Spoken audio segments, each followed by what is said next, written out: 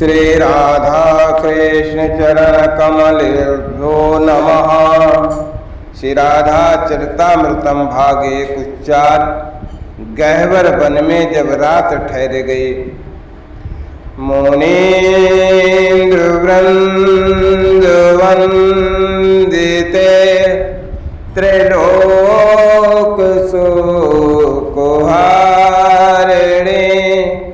प्रसन्न वक्त्र पंकजे निकुंज भूविलासिनी विजेन्द्र भानुनंदिनी ब्रजेन्द्र सोनु संगते कदा करसि हमं कृपा कटाक्ष भाजनं कृपा कटाक्ष भाजनम्। गहवर वन बरसाने का गहवर वन यहीं मिलते थे युगलबद्ध। यहाँ की वृक्ष लताएं मोर अन्य पक्षी सब साक्षी हैं प्रेम मिलन के। मैं रंग देवी प्रिय सखी श्री राधा रानी की सारंग गोप और करुणा मैया की लाडली बेटी रंग देवी मैं। मेरे पिता सारंग गोप सरल और सहज स्वभाव के थे। मित्रता थी भानु बाबा से मेरे पिताजी की, और मेरी मैया करुणा वो तो कीर्ति मैया की बचपन की सखी थी। मायका इन दोनों का एक ही है। बचपन से ही मित्रता और विवाह भी एक ही गांव अर्थात बरसाने में हुआ। कहते हैं मेरा जन्म भादव शुक्ल पूर्णिमा को हुआ था। तब सब नाचे थे। कहते तो हैं कि मेरे जन्म के समय कीर्ति मैया भी खूब नाची थी। मैं एक नहीं जन्मी, हम तो जुड़वा जन्मे थे। मेरी छोटी बहन का नाम है सुदेवी। हम दोनों बहनें ही श्री जी की सेवा में लग गईं, और हमारी कोई इच्छा भी नहीं थी। विवाह तो करना ही नहीं था। श्याम सुंदर और हमारी श्री राधा रानी की प्रेम लीला प्रारंभ हो चुकी थी। पता नहीं क्यों हम दोनों बहनों की बस यही कामना होती थी कि इन दोनों युगल वरों को मिलाया जाए। राधा और श्याम सुंदर दोनों प्रसन्न रहें, बस विदना से हमने सदैव यही अचरा पसार के मांगा है। पर विधान भी हमारी लाडली के लिए ही कितना कठोर हो गया था। असह्य विरह दे गया। और कल तो ललिता सखी ने एक और हृदय विदारक बात बताई कि मथुरा भी छोड़ दिया श्याम सुंदर ने। मत बताना स्वामिनी को, यही कहा था ललिता सखी ने। मुझसे सहन नहीं होता, अब कैसे संभालूं मैं। आज ले आई थी गहवर वन। मुझे लगा था कि थोड़ा घूमेंगी तो मन कुछ शांत होगा, पर अब मुझे लग रहा है कि बेकार में लाई मैं इन्हें यहाँ तो इनका उन्माद और बढ़ेगा, क्योंकि यहीं तो मिलते थे श्याम सुंदर और ये श्री जी। बन के समस्त पक्षी एकाएक बोल उठे थे। मैंने इशारे में उन्हें चुप रहने को कहा, पर माने नहीं। पूछने लगे थे कहाँ हैं श्याम, कहाँ हैं श्याम। ये पक्षी पूछने लगे। ओ मेरी राधा तो जड़वत खड़ी हो गई।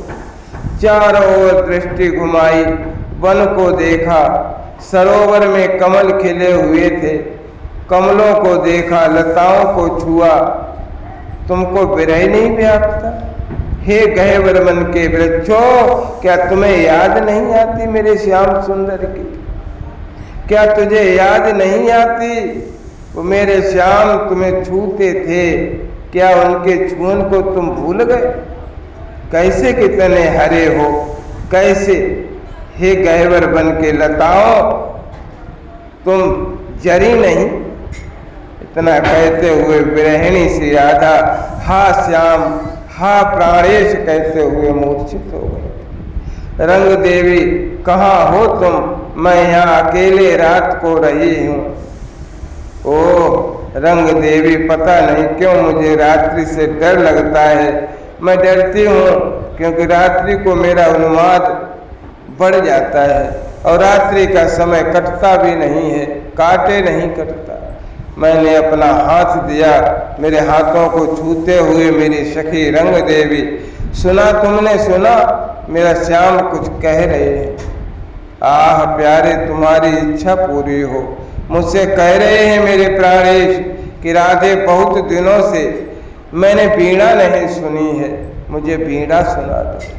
रंग देवी, अपने प्रिय की बात न मानना तो ये तो अपराध होगा। जाओ मेरी वीणा ले आओ, आज मैं इस गहवर वन में फिर वीणा बजाऊंगी। मेरे प्रिय प्रसन्न होंगे और उनकी प्रसन्नता में मेरी ही तो प्रसन्नता है। देख रंग देवी, ये वृक्ष भी सुनना चाहते हैं मेरी वीणा को, ये लताएं और ये मोर भी। जाओ रंग देवी, उठाकर लाओ मेरी वीणा को। पर रात हो गई है, आप महल नहीं चलेंगे क्या? रात यहीं बितानी है? हंसी श्री राधा रानी, मुझे नींद कहाँ आती है। मुझे तो लगता है कि ये रात होती क्यों है, दिन ही हो तो ठीक है।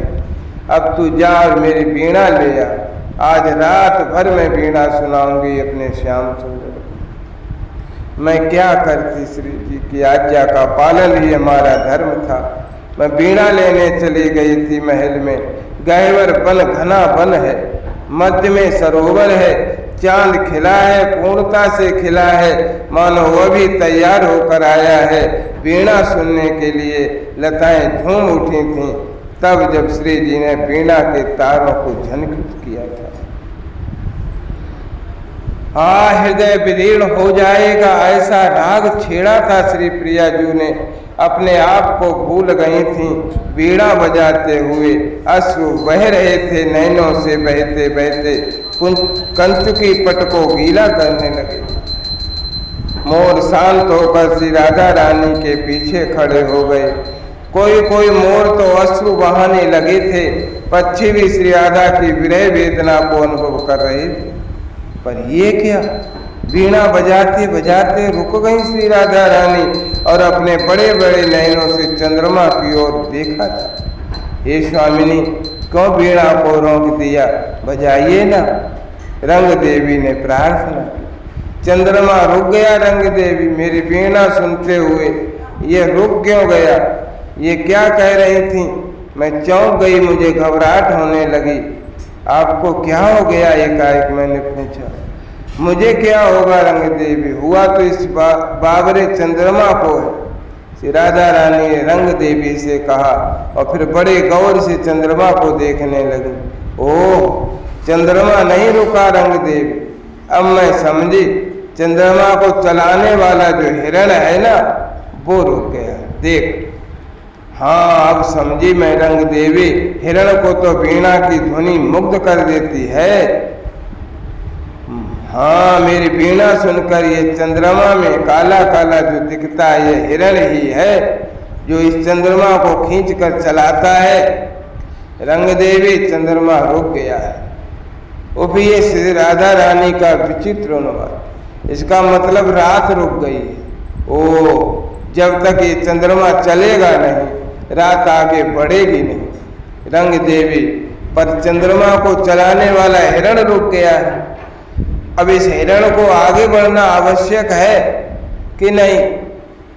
और नहीं तो रुकी रहेगी रात और दिन होगा ही नहीं, और दिन नहीं होगा तो अद्भुत स्थिति हो गई थी श्री राधा रानी। रंग देवी, रात में वो ज्यादा याद आते हैं, वो रात ही बनकर आते हैं। ये जल्दी जाए ना चंद्रमा। उठकर खड़ी हो गई श्री राधा रानी। नहीं, इस हिरण को चलना आवश्यक है। जब हिरण चलेगा तभी चंद्रमा आगे बढ़ेगा, तब रात भी बढ़ेगी, सोचती हैं श्री राधा रानी। फिर एकाएक दौड़ पड़ती हैं, दाड़िम के पेड़ से दाड़िम की एक लकड़ी तोड़ती हैं। फिर भोजपत्र के वृक्ष से, भोजपत्र पर सिंदूर के वृक्ष से सिंदूर में कुछ समझ नहीं पा रही थी, क्या करूं। वो इतनी शीघ्र कर रही थी कि सब कुछ, कि पर क्या कर रही हैं। भोजपत्र को धरती में रखा, सिंदूर के बीज निकाले, उन्हें मसला, फिर उसे दाड़िम की लकड़ी में लगाकर कुछ चित्र बना रही थी श्री राधा। मैंने देखने की कोशिश की तो वो बना चुकी थी। वो सिंह का चित्र बनाया था और उस सिंह चित्र को चंद्रमा की ओर दिखा रही थी। ताली बजाते हुए हंसी रंग देवी। देखा सिंह के भय से हिरण अब चल पड़ा। चल रहा है, चंद्रमा भी बढ़ रहा है और रात अब चल दी, अब शीघ्र ही सुबह होगी। ये कहते हुए वीणा को फिर हाथों में लिया श्री राधा रानी ने और बजाने लग गई वीणा। पर मैंने अपनी स्वामिनी से प्रार्थना की, आप न बजाएं, क्योंकि वीणा सुनकर फिर रुक गया हिरण तो तब तो चंद्रमा भी रुक जाएगा और रात भी रुक जाएगी। ये कहते हुए राधा रानी ने वीणा फिर रख दी थी। प्यारे सुन ली ना वीणा तुमने, बोले ना, बोलो ना, कहो ना। रंग देवी श्याम सुंदर कुछ बोलते क्यों नहीं? श्री राधा रानी ने मुझसे ही पूछा था, इस प्रेम अनुवाद का मैं क्या उत्तर देती? सो गए हैं आपके प्यारे, मैंने इतना ही कहा था। ओह, मैं भी कैसा अपराध करती हूँ ना, अपने स्वार्थ के लिए प्यारे को रात भर जगाना चाहती हूँ। छी, ये तो पाप है। मुझसे ये क्या पाप हो गया? फिर रुदन, फिर विरह सागर में डूब जाना श्री राधा रानी का। ओह हे वज्रनाभ, मैं भी कभी कभी बरसाने हो आता था और वहाँ की स्थिति देखता तो मेरा हृदय चित्कार कर उठता।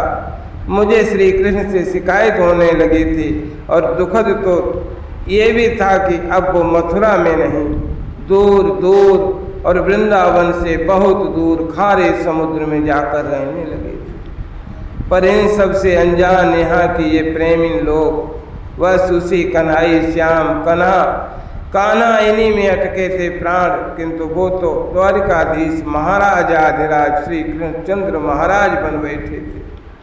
मैं सिसाडिल बताते गए, जय राधा राधा, जय राधा जय श्री राधा, जय कृष्णा कृष्णा, जय कृष्णा जय श्री कृष्णा।